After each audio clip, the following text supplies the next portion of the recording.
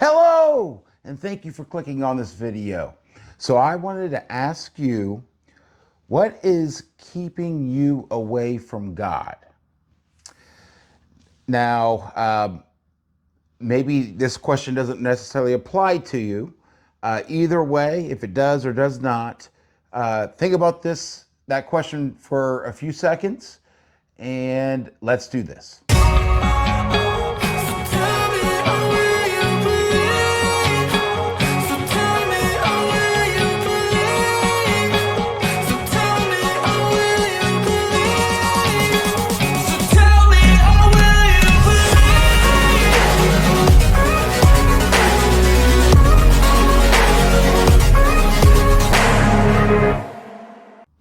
Okay, so I wanted to ask this question because this may apply to you or maybe not you or maybe someone you know. But this question really came from, I Googled the question, top 10 reasons why people don't believe in God, okay? And Google came up with these 10 reasons. And I'm going to go over these reasons here. And I try to talk about, at least I know like my experiences and stuff, but I definitely want to hear from you. I mean, either way, like you can have your relationship be active with your relationship with God or not. But either way, I want to ask you, what is keeping you from God, or someone what is keeping them from God? I really want to hear from you, and please comment down below and share those reasons. But I wanted to Google. I was just messing around, but the reasons it gave was kind of interesting. So this may be a little different type of video than I usually do. But I wanted to go over these. I wrote them down just so, I didn't miss one or misstate one of them. But the top 10 reasons people don't believe in God according to Google, okay? The first one was lack of empirical evidence. And my initial response, I kind of almost have an initial response to these, is really a question: would there ever be enough evidence for you? Okay. I mean, there's definitely evidence out there. Okay. Now, if you're shaking your head, stick with me. First of all, near-death experiences. I've talked about those before. You can go to I think it's untruths.org. They have thousands of testimonials, and these aren't just people posting things. It's the people who run and work there, and I've talked about NDERF before. It's the Near-Death Experience Research Foundation. But they actually, go through these and do more research on these things before they actually really post them. Of course, people can always make up any stories. But if one of them is true, okay, which there's more than just one that's true, but these are testimonials of people, okay? And I specifically talk about NEDs on this point because there's also medical records and evidence, okay?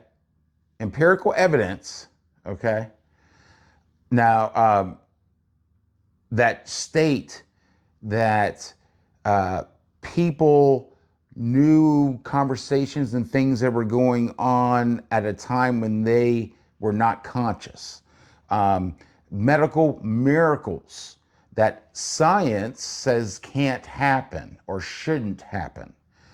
There is records of this stuff, okay? It's out there, okay? So that's one point I guess I would, in my response to lack of empirical evidence. Another one, not just like near-death experiences and medical miracles, that actually has records of medical, signed and backed by medical doctors and officials, but just testimonies of people throughout history, not including today, though. Okay, so I mean, if you go into a court of law, people's testimony is taken, unless it's proven to be false. It's taken as proof.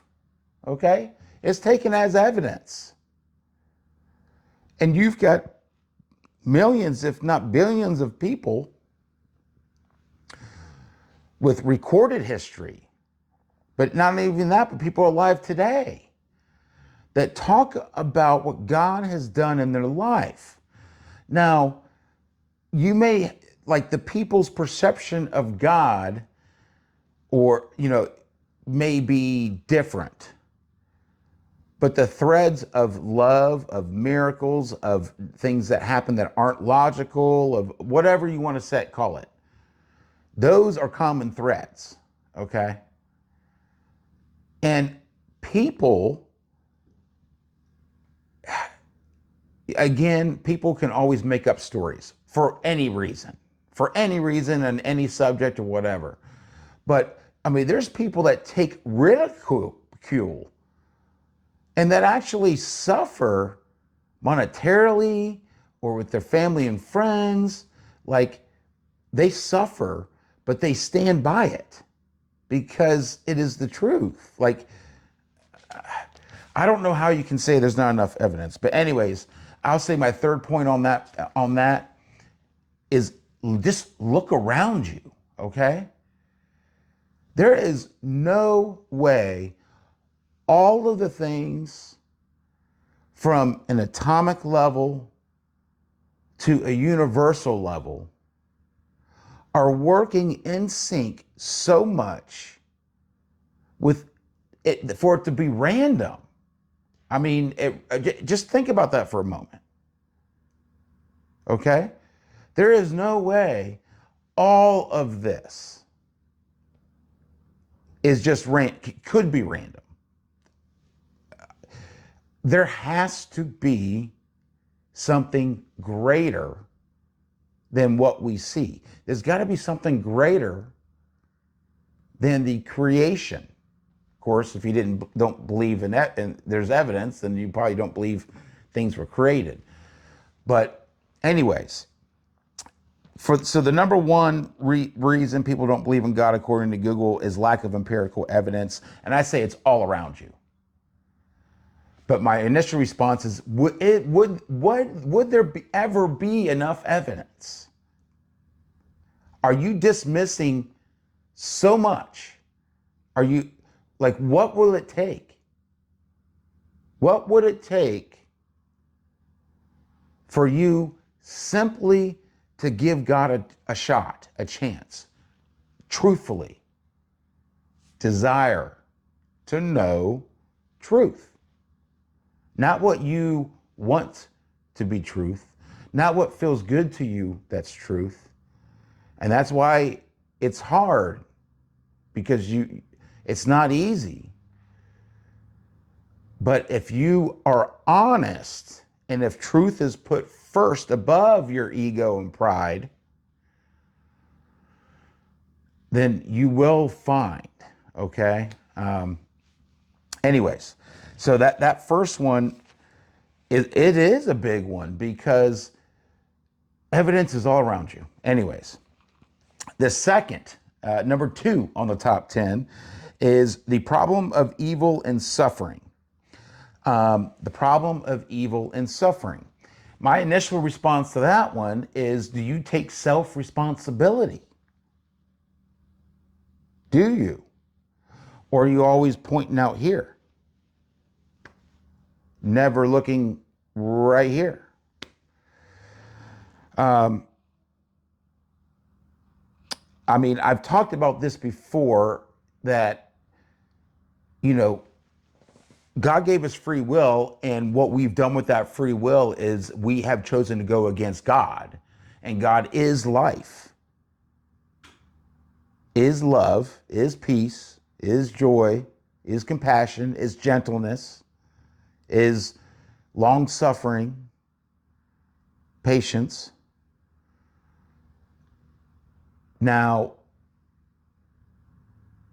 are you those things every moment? Every moment. If you're not, then you're part of the problem. So that's my initial response. Are you taking self-responsibility? I'm, I mean, that is the goal, is to be love in every moment and live in the moment, but I am not successful in that. I fail in that daily. Okay. So don't take this as like I'm pointing fingers. I'm just trying to get, that's my initial response. The problem of evil and suffering. Well, we cause it. We are doing it.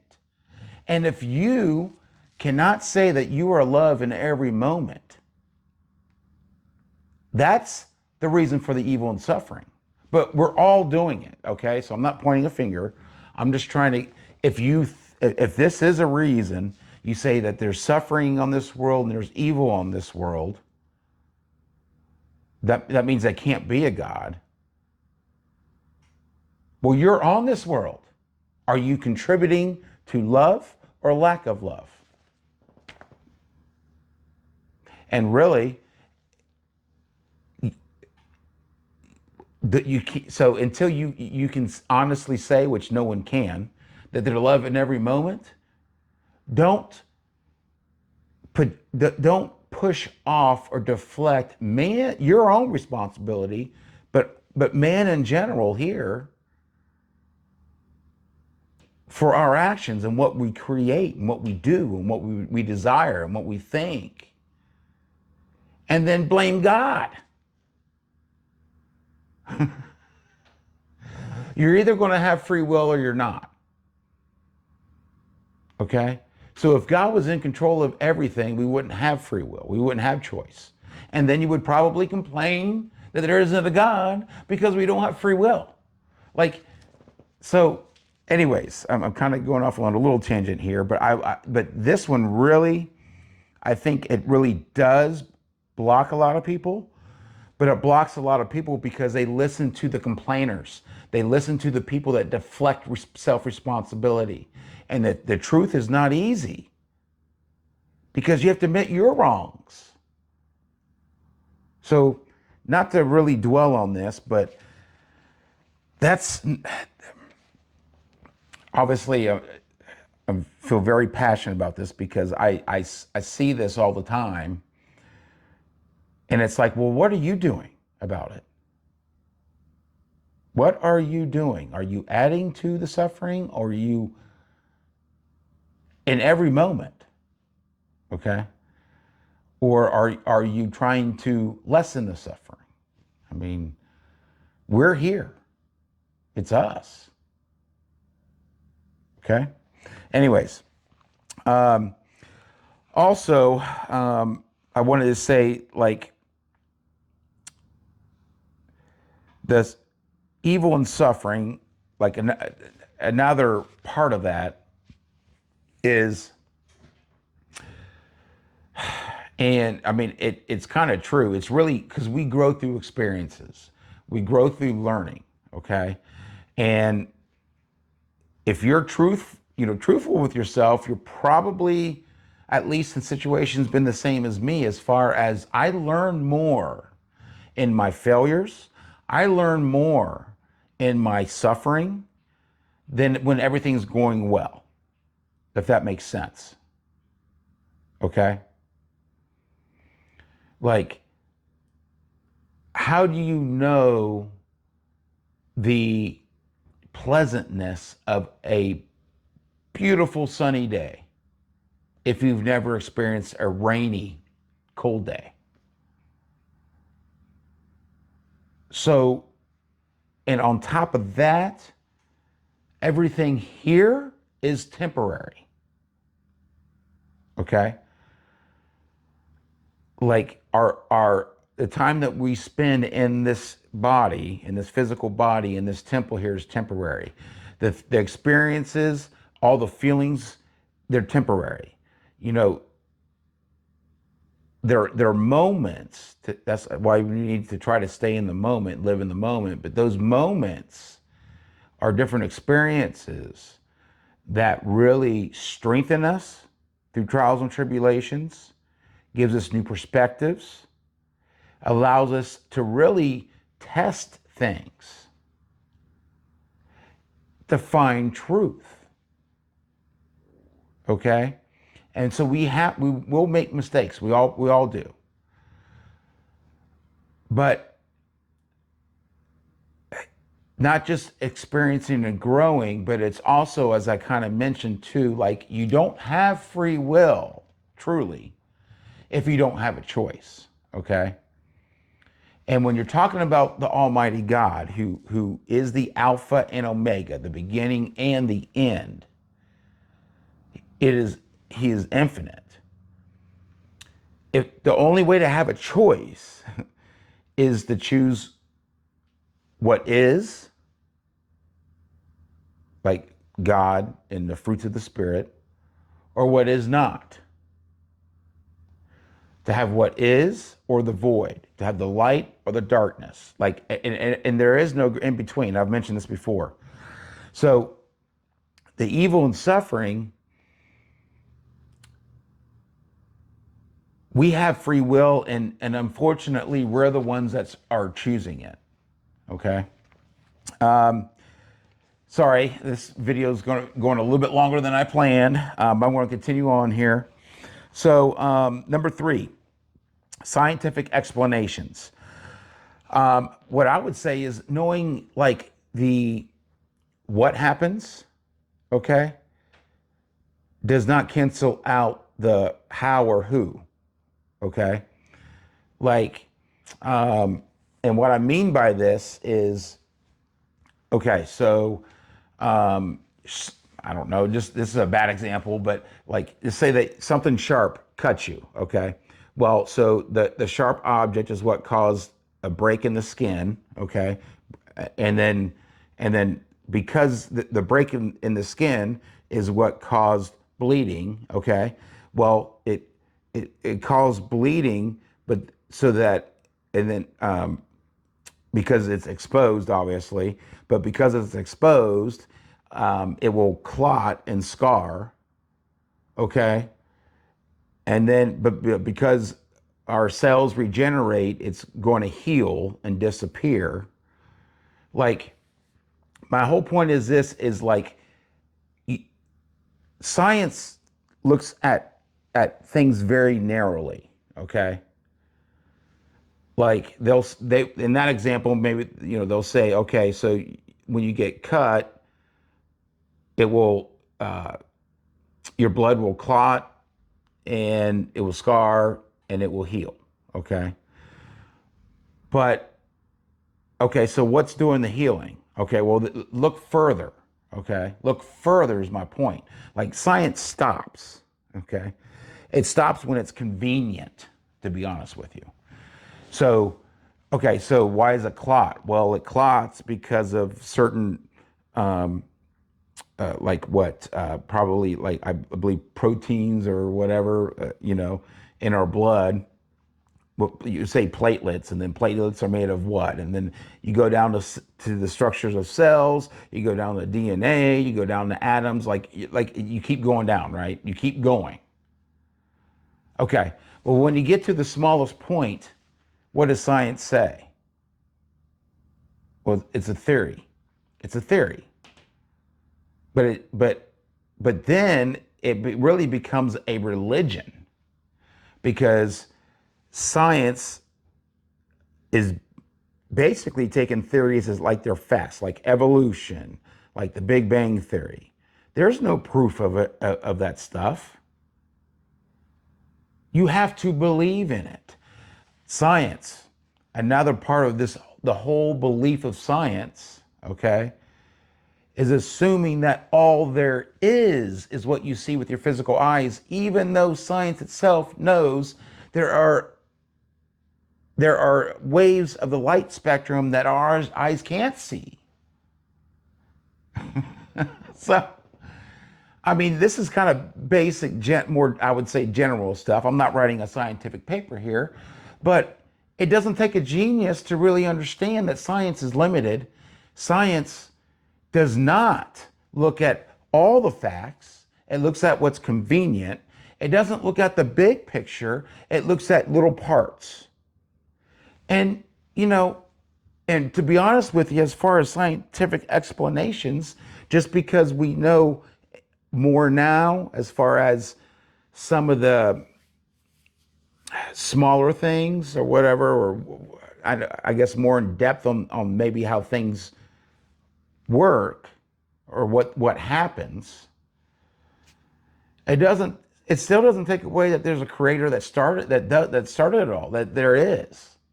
Like, the whole thing about science is you have to believe there is no God. The whole thing about science is you have to believe that everything that you see and everything that you know is random, is from randomness. Now that, there's every action, causes an equal and opposite reaction or whatever. You saw these scientific laws, but it's still only a portion of the big picture. And again, I'll argue that scientific explanations is literally the new religion. It is a religion because you have to have belief in things that aren't fully encompassing of all facts, fully encompassing of everything that we do already know. And to be honest with you, the foundation of truth is that science claims that it is. The truth of the matter is, science doesn't know everything. And I've seen so many different times a new scientific study comes out and says eating whatever will cause cancer. Oh, well, now a scientific study says eating that will actually reduce cancer. And it's called, all these things. It's, to be honest with you, I mean, I'm not against science because there is definitely a place for science, but we've allowed science to become a religion and dominate way more than what it should. And when you say it's an easy out too, it is a religion. It is a religion in itself. So anyways, scientific explanations, I still don't see how that will take away from God. And to be very honest with you, the more we learn, the more it really shows that there has to be a God. It can't be all random.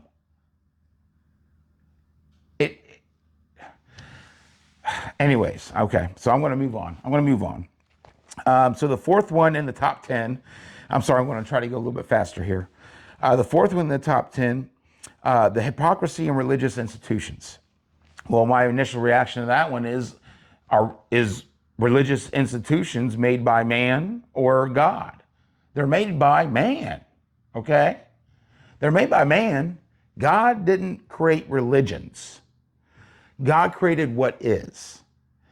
Man has taken what is and had their own little egos, perspectives, and ins and outs, and partial picture of the infinite.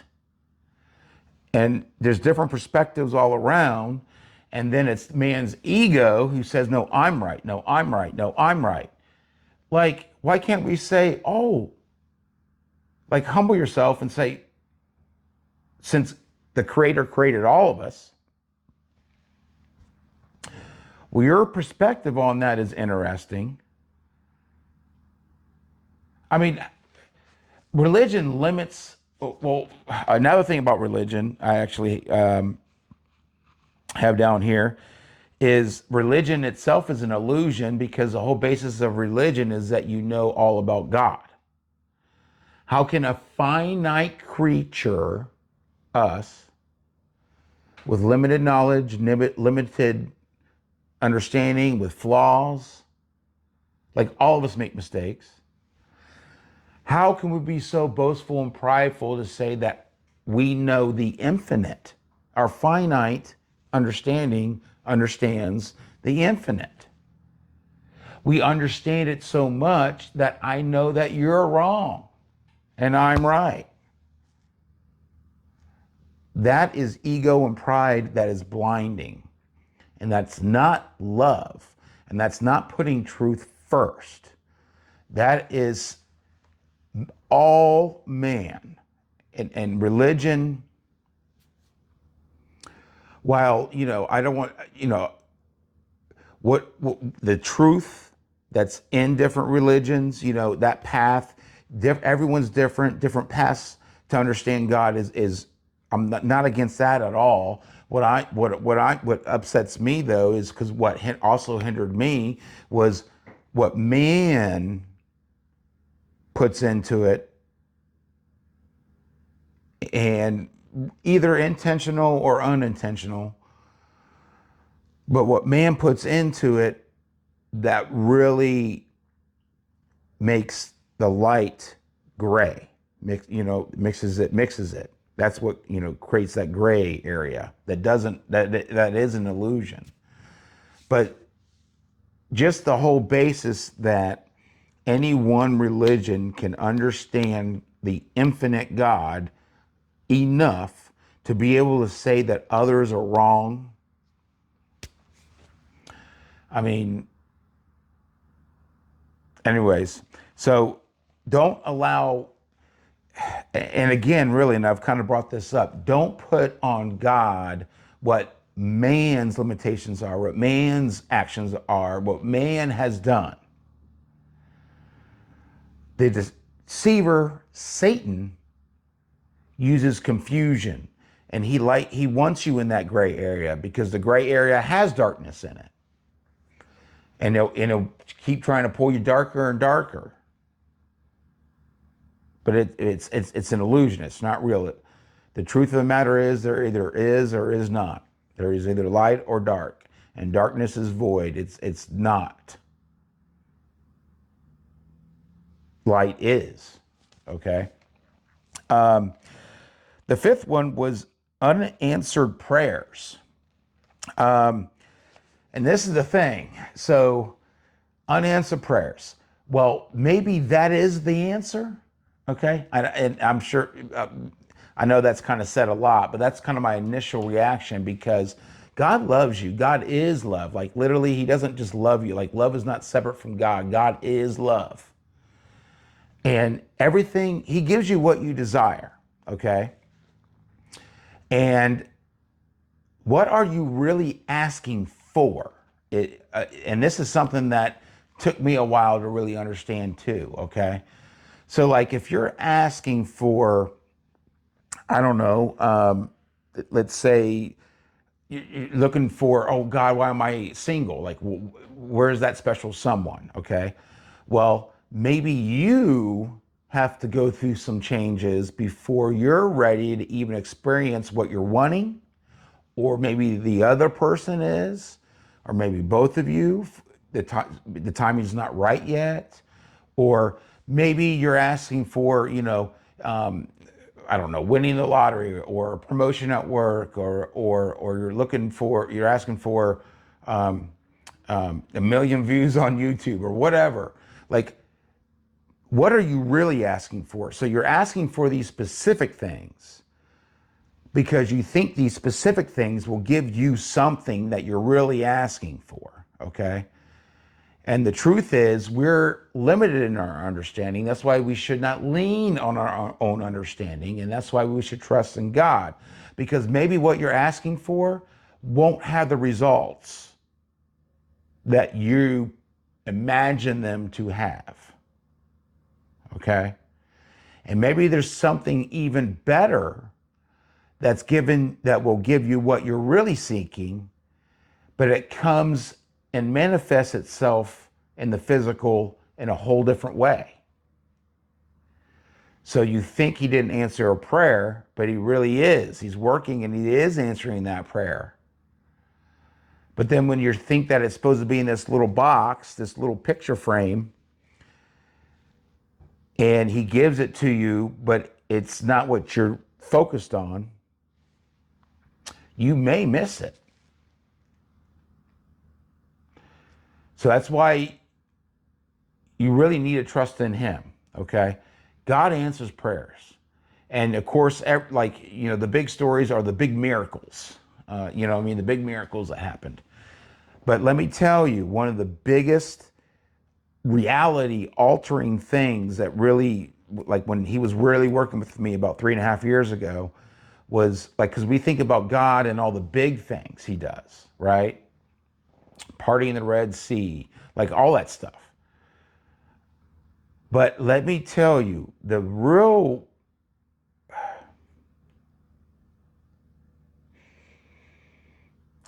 I would say the real kind of miracles like happen like all the time. And it's because he loves you. It's not that there's nothing too big for God. There is nothing too small either. But you can miss it easy. You can miss these things so easily. So anyways, unanswered prayers, I would say, like, what are you really asking for? Okay. What is it that you're really desiring? Is it peace? Is it comfort? Is it love? Is it joy? Is it fulfillment? Is it a partner, like a true partner? Like,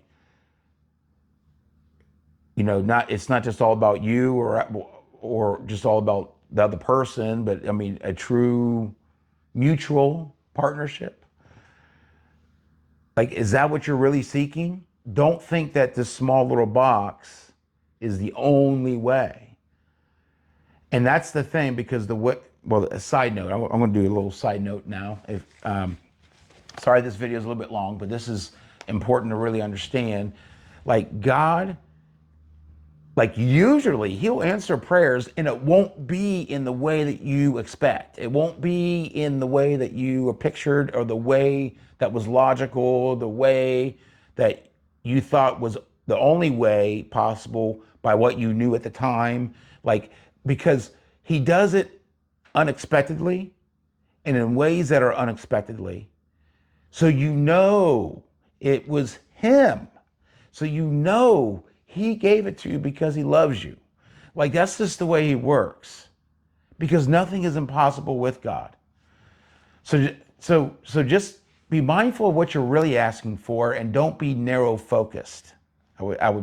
That's kind of my response. If you believe your prayers have gone unanswered, and that's why that's keeping you away from God. Okay. The sixth thing on the top 10 is contradictions in Scripture. Now, really, if that is something that applies to you, or someone that is keeping them or you from God, from involving God in all things, from talking to him and all that, please share below what the Scripture is, because I don't see any contradictions.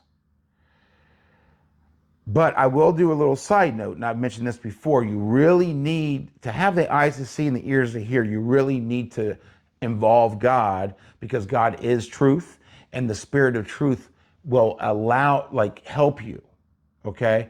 Because it's not worldly thinking, it's not logical, it's not man thinking. Like, his ways are not our ways, okay? His thoughts are not our thoughts.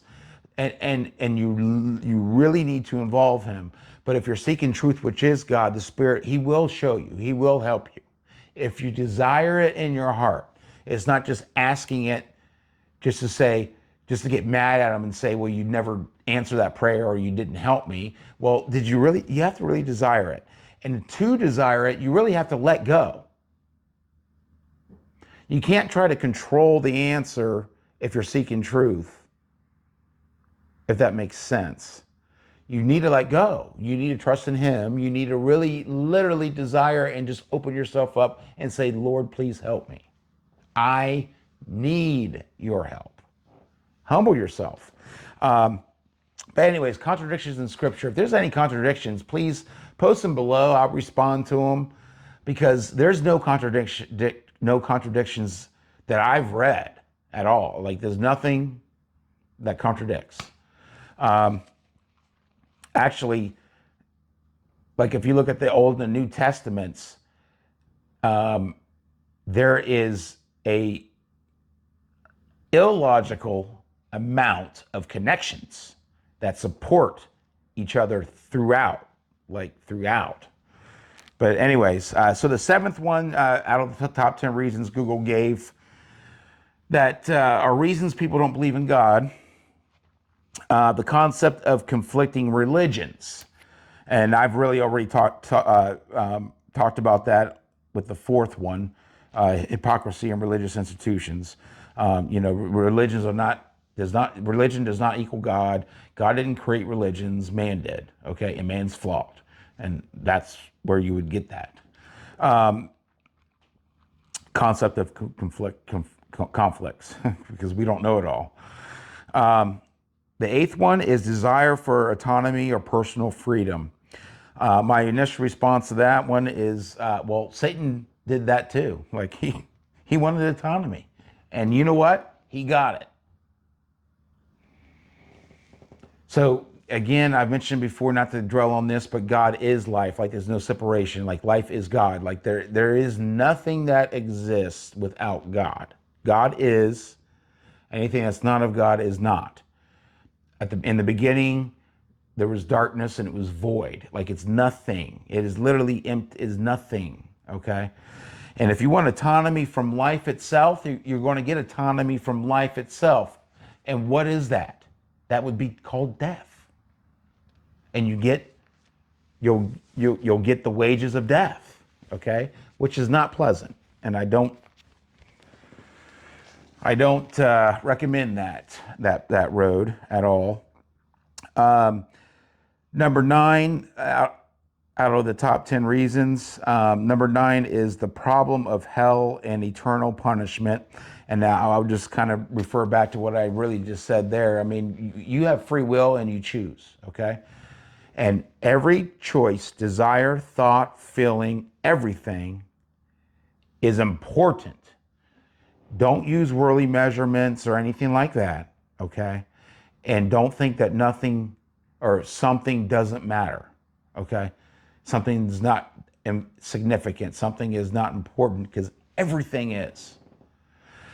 Like, put it in perspective here. Like, we have degrees of things as far as the worldly thinking, okay, that are bigger or smaller, but they're only bigger or smaller when you're really comparing it to only the world. Like this limited physical world, okay? In a limited physical presence of us, of man, right? So, like you're talking to someone else and you say you did something, they go, oh, well, that's not a big deal. Everything's a big deal, okay? And the reason why, like when you have the scale of only this world, and then we have those degrees and think things are better or more significant. Well, let me tell you something. Everything possible and done and everything on this world is minute compared to infinity. An infinite one, the Almighty, the Alpha and Omega. I mean, if you want to look at comparisons, there is nothing that comes close to infinite from a finite physical world and physical beings that are finite. Does that make sense? So, anyways, that was kind of a side note, but I wanted to stress, because when this clicked, it was a big deal, because God is doing things in your life and speaking to you every day. But when you think that things are coincidences, or it's luck, or it's just random, or it's not important, or it's insignificant, or any of that stuff, you're taken away from what he is, from the significance of it, if that makes sense. You're the one that's kind of, with your mindset, you're the one that's kind of limiting it and taking away from the significance of, like, the Almighty is speaking to you. The Almighty, from the beginning of time, made it So at this moment, this event would hit you at this moment and affect you in this way to grab your attention or tell you something. Like, that's significant. It doesn't matter, because he knows how you will react, how you think about things and all that stuff, and what you'll notice and the timing. Like, his timing is perfect. So anyways, my whole point of that is, in every moment you're choosing either death or life.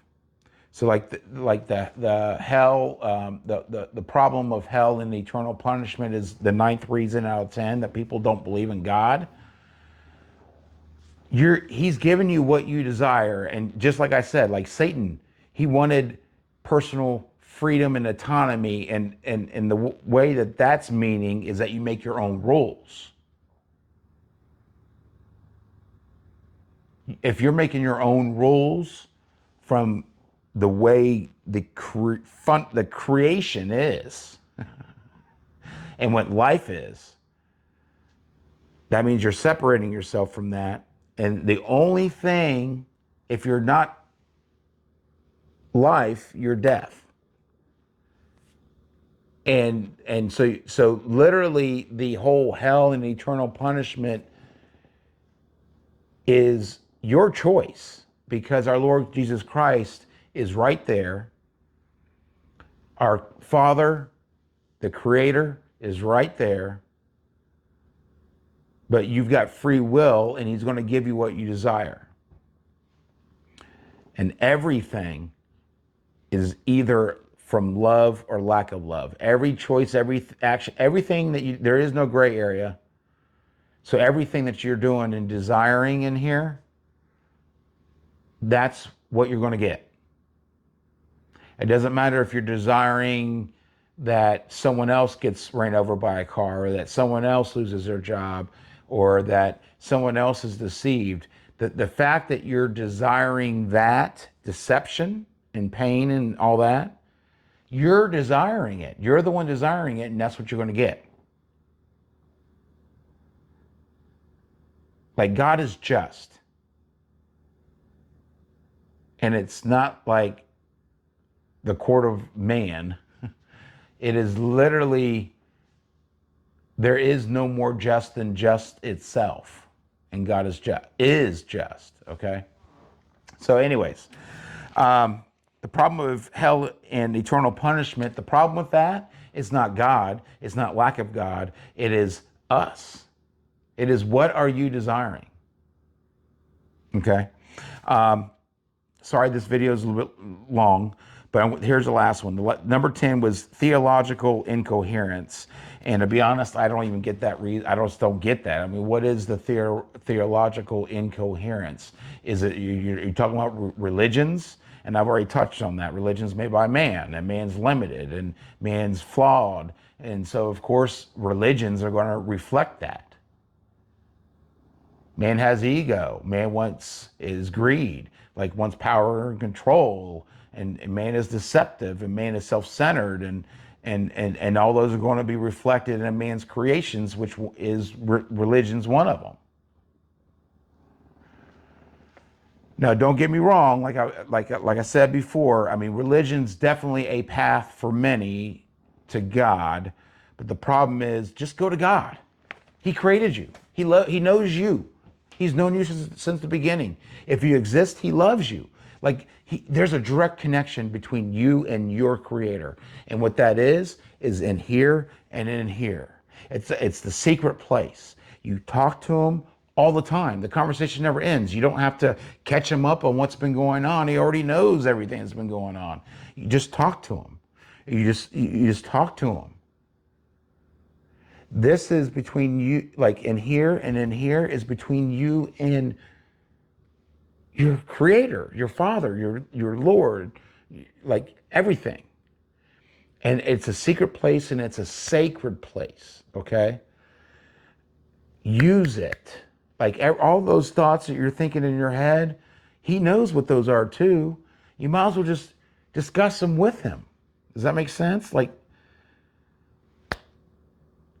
but it's a place that he has created for just you and him, that's incorruptible by anyone else. You have total control with your free will. So anyways, theological incoherence was the 10th one. So thank you for sticking with this video. Definitely, this is way longer than I expected. And obviously I get passionate by some of these things because some of these things have kept me, hindered me from my relationship with God in my life. I know I've seen it, that it hinders others in their relationship with God. And it's what our birthright is. It's what our Creator wants to give us. He doesn't want suffering and all that. He wants peace. But because of the way we are, we're the ones that kind of complicate things and make things more difficult. But part of that is also because of being in this flesh, physical body that is flawed because of sin. It's not easy. It is simple, but it's not easy. And on top of that, we are bombarded from birth with messages of the world that are really deceptions, that are pushed by the great deceiver and agents of darkness. So it's not easy, but believe me, with God, all things are possible. That's why I just involve him. Again, please share below, like maybe some things that weren't on this list, or some things that are keeping you from God, or have kept you from God, or people that you know have kept them away from God. Hindrances, roadblocks, whatever you want to call them. Please share in the comments, thoughts, anything, questions. Definitely thank you for watching this video. If you enjoyed it, please share it with family, friends, people you know. Thumbs up. Subscribe if you haven't already subscribed. Ring-a-ding-a-ling that bell for notifications to let you know when I upload videos. And as always, stay strong. God bless.